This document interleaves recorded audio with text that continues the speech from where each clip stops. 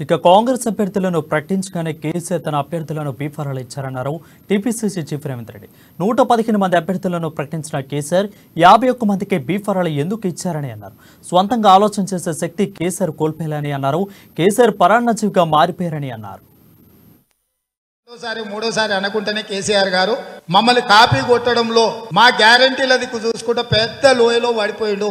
ఇప్పుడు నేను చెప్పదలుచుకున్నది ఏంటంటే రాష్ట్రం బ్యాంక్రప్ట్ అవ్వడమే కాదు, చంద్రశేఖరరావు బుర్ర కూడా కరప్ట్ అయిపోయింది. చంద్రశేఖరరావు గారు ఆలోచన చేసే శక్తి సన్నగిల్లింది.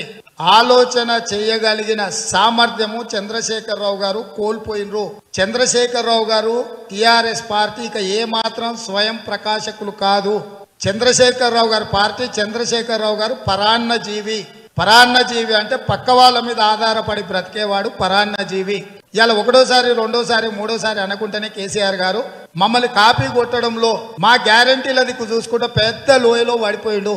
ఇప్పుడు నేను చెప్పదలుచుకున్నది ఏంటంటే రాష్ట్రం బ్యాంక్రప్ట్